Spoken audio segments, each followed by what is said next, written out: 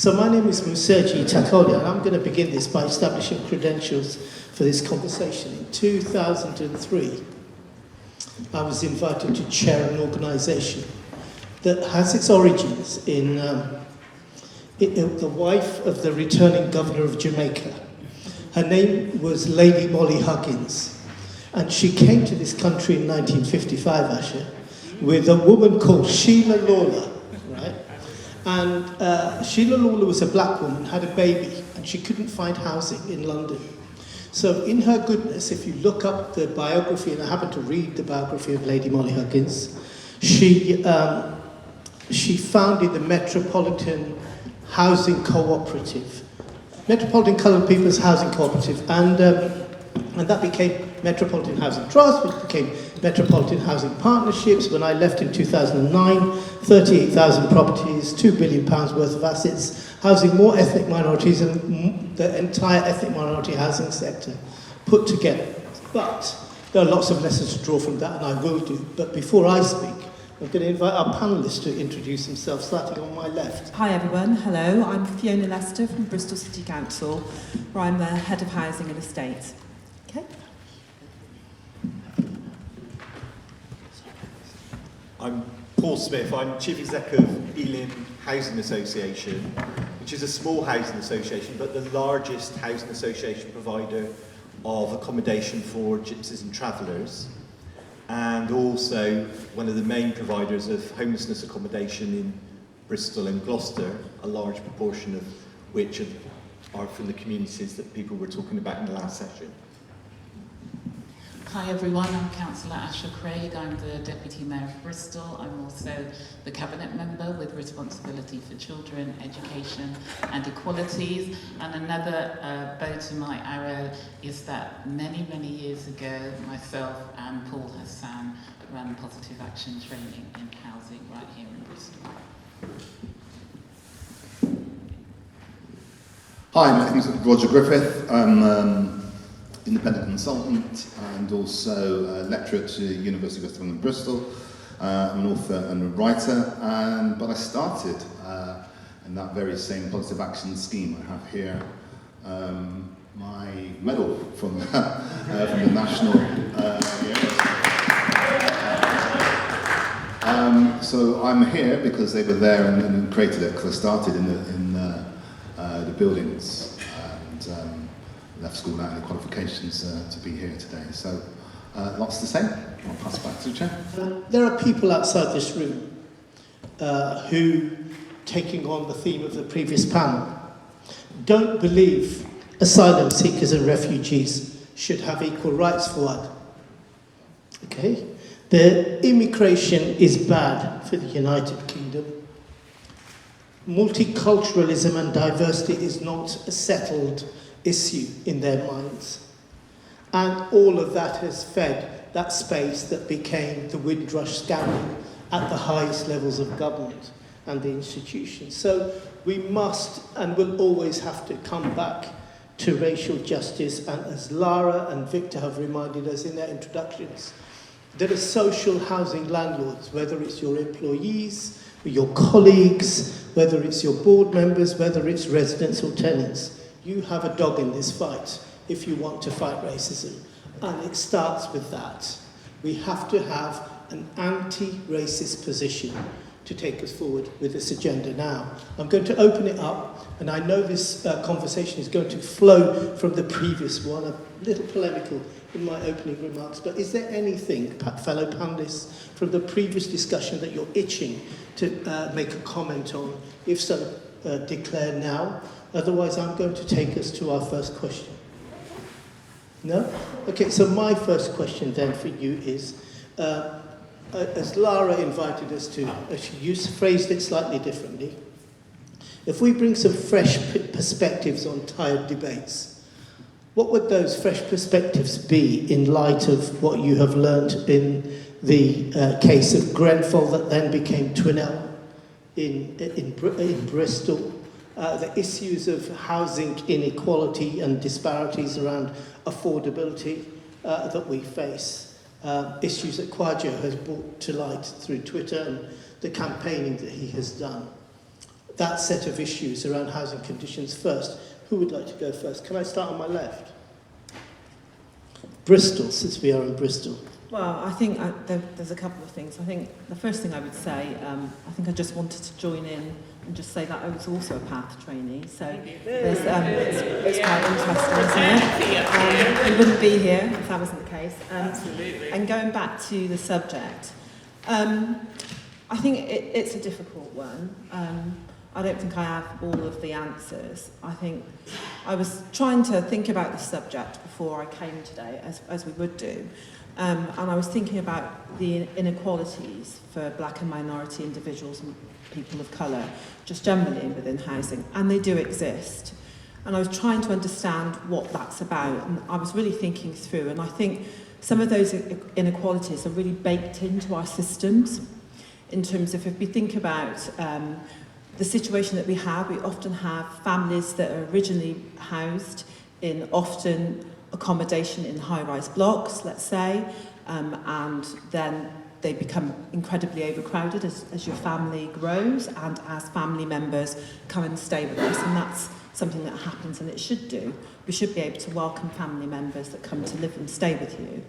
And then we're trapped in a system whereby we're in the inner city and we're not building large homes. And so if you're a housing association, of course, you just won't accept an individual. You know, somebody that's in a high-rise two-bedroom flat, of course they're going to be better placed in a three-bedroom house with a garden and with a parlour. But we don't give it to them. Housing associations don't give it to them because they may be a 5 or 6 bedroom need. And they won't give it to them because the minute they do, they'll be overcrowded anyway, and then the local authority could serve notice on them, which happens. And so they don't. So that individual's then trapped in a house that really isn't fit for them, or accommodation that's not fit for them. And the fact is that seems to be baked into our systems. So it's something we really need to think about, and it's something I think we can do something about it, but we have to actively, all of the housing providers within the city need to think about that. Fiona, could I ask you to pick up on something that Victor said in his opening remarks? And I know in his introduction he talked about the challenge that they have been set at the National Housing Federation on race. So if you were to measure something that was different now from what wasn't being done before, that makes this progressive and progress towards something that's better, what are you doing differently? And I'll invite Paul to follow on that same question, please. What are you going to do differently?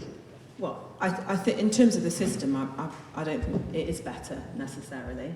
It's different. Different doesn't make it better. So, there aren't enough individuals that have the lived experience to make it better, I think, especially at a level where they can impact on that. So, I think as individuals that have some semblance of power and status, you can do as much as you can to influence and to push and to continue to raise concerns. But I generally don't think it is better. Paul? Yeah, I mean, in some respects, I feel that we've taken the eye off the ball. In the 90s, I worked for National Housing Federation. We ran a fund to support black-led housing organisations in the southwest. We raised 100,000 from housing associations in the region. That was matched by the government through the Housing Corporation. We worked with five organisations across what was then the West region. None of those organisations still exist. They've been absorbed into larger associations. We had a fund which was also funding a black mentoring scheme for people wanting to move above the glass ceiling in the sector. But closest is actually the Stepping Up scheme that Asha and the council run. That was also funded by housing associations, and we put money into positive action training and housing. None of those things exist now within the housing sector. It's like, we've done that, we sorted it out, and then we moved on. And those things have gone, and we've seen actually the number of leaders, black and brown leaders in the sector, decline over the noughties and the 2010s, because we'd done it and we'd sorted it out, and then we moved on. And the thing is that we haven't done it, we haven't sorted it, but we have moved on. I think there's also the issue about listening to our residents. I had quite a sobering experience not long after I joined Ealing. We discovered that one of our buildings had a fire safety issue. And I went round with our head of assets and we talked to all of the residents in that building about what we were going to do to make that property safe. That property, nearly all of the residents in that property were from minority ethnic communities. And one of the residents said to us, it's all very well you coming round and talking to us now, but we've been living in an unsafe building for 10 years. Is it because we're black? And, you know, I think it's really important that we make sure that those voices, you know, following on from what was said in the last session, that those voices are listened to and encouraged. And again, I think as a sector, we've sort of taken the eye off the ball on some of those things. So it's not doing something different, it's going back and doing the things that we were doing 20, 30 years ago. Thank you very much, Paul. Asha and Roger, I'm going to shift us on a little bit. The next session is going to be about Grenfell. Of course, let's reserve the wisdom that will come from people who are more experienced about what's happening there and what that report is likely to deliver. But we had Twinnell happen in Bristol. 37.9% of the residents were black or from other minoritized communities. And they too are also reported as feeling ignored. Is this something that you have approached differently as a result of what we already know happened at Grenfell and unfortunately what happened here? I think one of the things I would like to say is it's unfortunate that there is a comparison made between Grenfell and Twinnell, because Grenfell was a complete disaster and systemic failure all the way to the top. I think when we had the Grenfell incident, and actually it's not nepotism here, but Paul, who happened to be the cabinet member for housing at the time, we went out of our way to check each and every one of the high-rise blocks that we had here in the city, and we put in place a whole range of different responses to addressing any issues that we had around the kind of panelling that was on the I'm not a housing expert, I should say, so I'm not the right person who should be speaking on this, but I will do. But I do remember the amount of time and effort and investment that we put into addressing that issue. Twinnell was indeed an unfortunate situation, but again, we responded as quickly as we could in terms of, again, putting in place support for, I think we had 24/7 security put in not only to Twinnell, but every single high-rise block in the city at a cost of over £1 million. We had to find it, but we found the money. So we kind of walk our talk. Yes, residents, we also have local housing forums to provide an opportunity for our residents to actually come forward. I think what we need to do is maybe we need to communicate it a lot more so that residents understand that they have a right to come to those meetings, air their concerns so that we can respond to them. But, I'm always about taking action. We're all about responding as quickly as we possibly can, and that's what we have done in this case. I don't want a red card thrown at me, Roger, so hold your fire on this theme. I'm going to move us on now. I happened to be going through some boxes at home and came across Positive Action Training, which is a scheme that we had in Bristol, that Paul has talked about. I know it operated in London and Yorkshire too, and through it emerged talent that we have on this table. And I wonder if we could reflect back a bit and connect that to the theme of professionalism that Lara has touched upon in her presentation about the Chartered Institute, and also Michael Gove has touched on. Roger, is this type of scheme the one that's going to deliver diversity, because we've stopped doing it and we don't appear, as Paul has said, visibly the faces appear not to be have changed, possibly got worse? Yeah, I'm going to pick up on some of those themes. Firstly, big thanks to my former colleagues at City Council, who again also played a part in that, in my journey here in front of you today. Because I came out of so we're going back to the future essentially. I came out of a housing estate, that's Lawrence Weston, one of those so-called left behind places. And then worked in places along. Paul was a very diligent councillor at the time. Fiona and I would work alongside our colleagues. She was within Solon, within United, and within Bristol City Council of the time. But that didn't come out of anywhere. That came out of clear policy of getting that in, because we had a failing system. The 80s were very difficult. All of those, with the housing issues, but also through unemployment, also through policing, and it was about not just the fabric of the people, of the tenancy of the buildings, but also the people that was in it, and that was in terms of rent. So that was a clear policy, and not only through positive action. You had local people that were employed in housing offices, employed in housing associations, who were working on the ground, who knew what the local problems were. So that localism was a key. And I've seen nothing in the preceding 30 years to change any of that. Sure, I mean, there's been resources, we've gone through austerity and much more, but those principles about having local people, particularly, as I say, the people who were responsible for training me and who knew the local problems, who could, you would have those conversations beforehand. Sometimes even a look from somebody. I know your mother, for instance, and those local issues could solve them. And that was for me as a housing officer as I was coming through, as I'd come through the. I was a council tenant in Lawrence Weston, but 10 years of being unemployed. So I knew, so nobody could tell me about the benefit scheme. So I had street skills that were appreciated.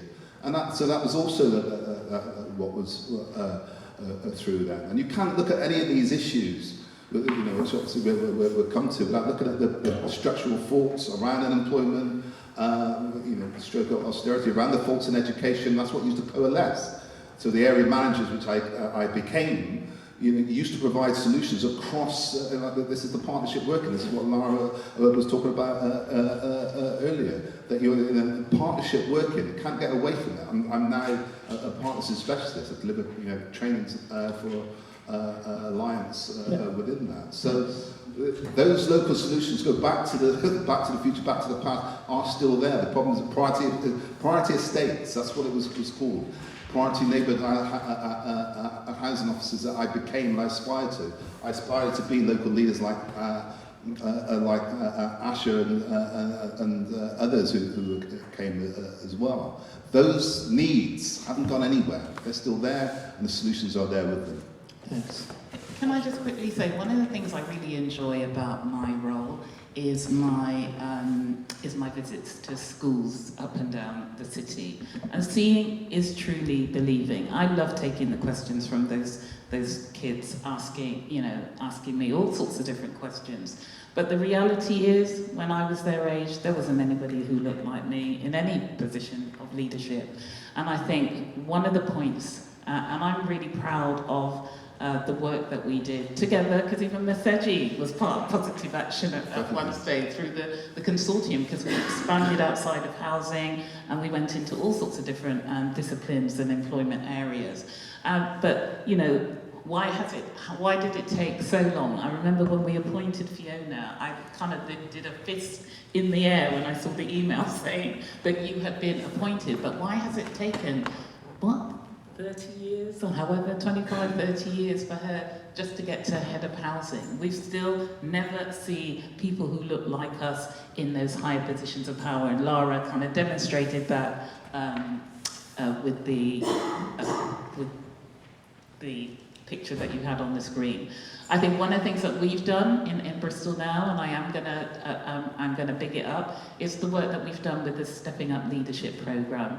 Back in 2017, 2016 when Marvin asked me, what do you want to do, Asha? And I said, we need to tackle inequality here in the local authority. But because Marvin had a bigger vision about looking at how we can work together as a city, I remember starting off a meeting called Inclusive, Not Exclusive. We had about 60 different partners in the room, including Bristol City Council, the private and the public sector, but we also had staff in the room who had for many years gone on every single leadership course you could think about, and somehow the organisations were still failing to elevate them. And so Stepping Up is exactly that. We created Stepping Up as a result of that conference back in 2017, and I can sit here with you today to say we have put 620 people through the Stepping Up programme over the last 5 years. In fact, we are celebrating our 5th year anniversary in a couple of weeks' time. Over 73% of those individuals have all stepped up into leadership roles within their respective disciplines, and it doesn't mean just stepping up within the organisation that they work for. Some of them have had to step out to step up, but hey, that's a win for me.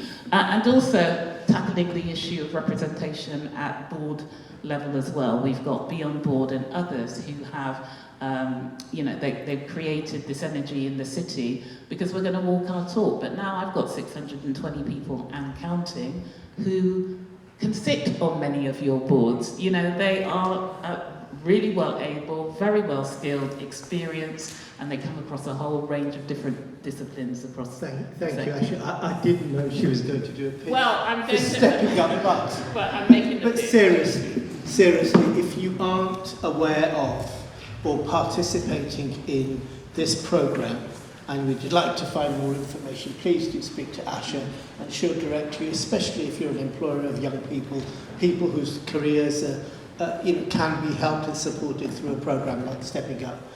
Fiona, a few words, if you would like, on being a positive action trainee and coming through. And then I am going to open this up a little sooner than I expected because there's 2 questions, one of which I'm going to put to Lara, and then I'll put the rest to other people who might. But so I won't give you the question yet, Lara, but I'll come to it. So positive action, for me, it was incredibly positive.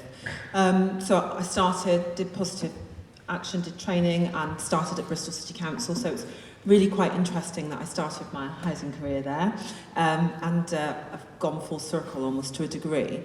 But what it was a great experience. Qualification was great. The training and the mentors were great. But I think there is something about, it is disappointing, I think, in some of our larger housing associations. I'm going to say this, the reality is I left the organisation that I was working for and I was working somewhere else before I went to Bristol because I really wasn't getting the opportunities.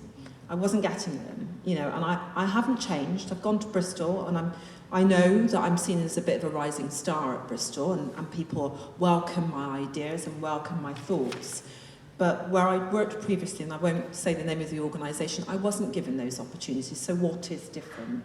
And I think some of the housing associations really need to ask themselves that because, they don't actively encourage or engage. And the big change for me in terms of my own housing career, and I do say this to anyone, to everyone, is to think about getting yourself a coach. Because I'd stagnated in my career, I've done everything I could do, and I worked at so long, and then I moved up into a senior position with a large housing association, but I really wasn't getting any opportunities. I was getting the work, and none of the kudos, basically. And I got myself an external coach, and that individual helped me recognise my worth and recognise your value, because no one's going to do it for you. No one's going to recognise your worth and your value. And if the organisation that you work for don't recognise it and don't express it, then you start, you have a lot of self-doubt, especially when everyone that you're working with around you, that you see progress or of a different colour. So I would say to individuals, if you're thinking about your career, it's really important to think about making sure that you get yourself a mentor or get yourself a coach and make the time for your own personal development. And that's something that I thought about at the time, and that's what made a difference for me, and that's something that I continue to do up until this day. So I think it is really worthwhile. That's my takeaway. Thank you very much. Of course, colourful shirts help as well. They do. No, so seriously, a question that you might all think about, which is a theme that we were asked to discuss in this panel, and that is barriers and blockages, challenges that face your organisation when it comes to progressing, promoting and recruiting people of colour, black and minoritised communities to more senior executive positions and into the boardrooms. So if you have a question around that theme or an experience that you think might help, as Fiona has shared with us about mentoring, coaching, that would be valuable for us to hear about. So my question then, and it's a more serious reflection on Lara's presentation. If the people giving evidence at Grenfell were diverse, were from minoritised backgrounds, and I reflect on this seriously in a very different context. We delivered a very racially and ethnically diverse national cabinet and government recently that we, celebrate, because Suella Braverman was there, and Kwasi Kwarteng, and James Cleverly, and forgive me if I don't name everybody, Nadeem Zahawi, and of course the Prime Minister Rishi Sunak. And we will, alongside that, be having a very different debate about the fact that we have something in common, and then we debate the issues about what we value, what the society is, and we debate it on those terms. And we do that civilly. You could equally have had that, and my question is a rhetorical question. Had that group of people giving evidence been diverse, what would you conclude on that basis about what we're dealing with here? Because the issues appear to be structural and institutional. I'm waiting for the Grenfell report, of course with interest, but do you see what I mean about that challenge remains for us to achieve all the things that we as a panel and everybody here is committed to in terms of diversity?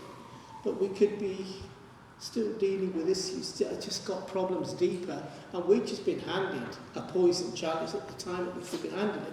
And guess what? You're going to be a black failing instead of a white one. So that's my question. So we are black people, and some of us are right wing, and some of us are left wing, and some of us have no wing. All I'm saying is we all need to be represented. So that's the first point about that. So just because Kemi and I have the same Nigerian heritage, and I think some of her ideas are appalling, but I respect the fact that she's managed to make it to the top of her chosen party. So that's my argument there. And I actually use the Tory party as an example sometimes when I talk about to the social housing sector.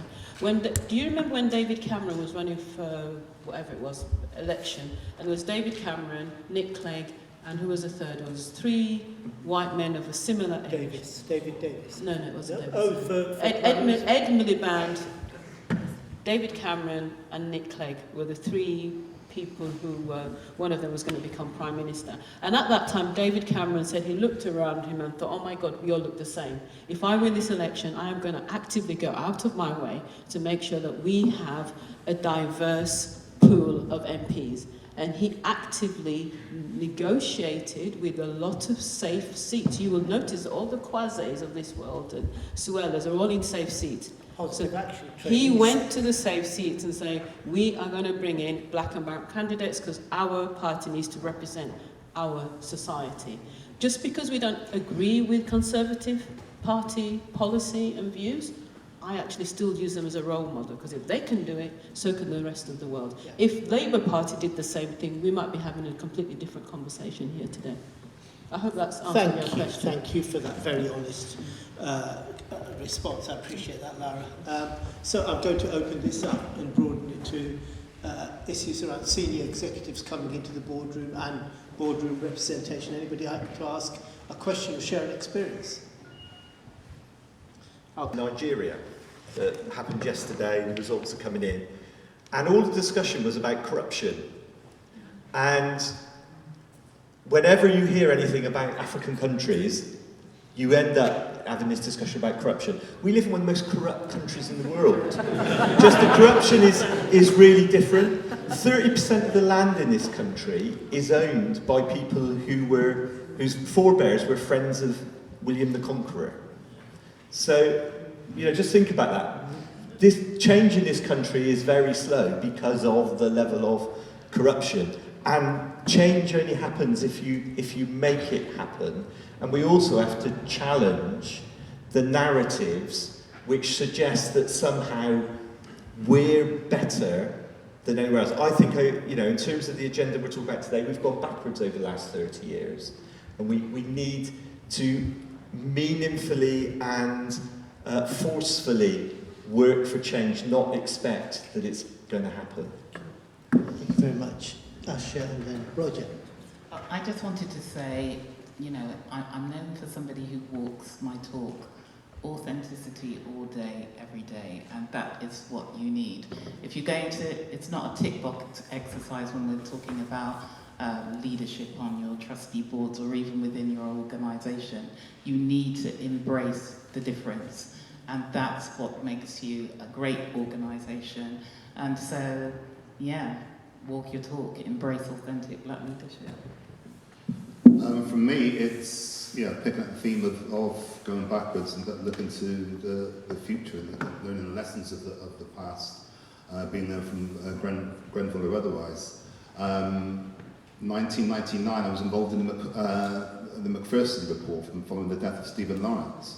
He talked about institutional racism then. Nothing in those intervening 24 years has changed. And going backwards, that was obviously from the murder of George Floyd in 2020. We've seen, within health and COVID and policing, and our police numbers are still comparable. Our employment rates are still higher. Structural institutional racism exists. It's there as well. It goes beyond the N-word, beyond the P-word as well. And in order to do that, it has to be designed. My positive action scheme was designed. I went into an environment where people had sat down and thought about my training from beginning to end. A process was in place. I'm glad to hear it. So so that lifelong learning is still nurtured within me, the Stepping Up program as well. And as well as you as leaders, mentoring, reverse mentoring, where you're going to advertise, and who you're working with around those key areas of policing, education, health, and with business. Not just looking at it through a housing lens, but looking at across the board to make those not local solutions, but that are in partnership and interagency working, as well as local solutions through things like community radio and community advertising, and working with Beyond Board. Thank you. Ladies and gentlemen, thank you very much for that. I'm going to give my tuppence worth. I'm going to leave it with Victor and Lara because I think they're institutionally well placed to respond to this. And my tuppence worth, after 20 years ago that I started with Metropolitan and everything that happened in between, is the problems that the sector is facing is to do with poor governance and weak regulation and weak accountability. If those things were taken seriously with a lens on the issues that we have talked about as drivers for change or metrics that define success, we would be counting the things that matter to communities, as well as making sure that houses are safe and we build more. And the problem is we don't regulate for that purpose and we don't hold people accountable for that purpose. Those humbly were the lessons that I took away after 6 years sitting where I did. But thanks to all the panellists and all of you for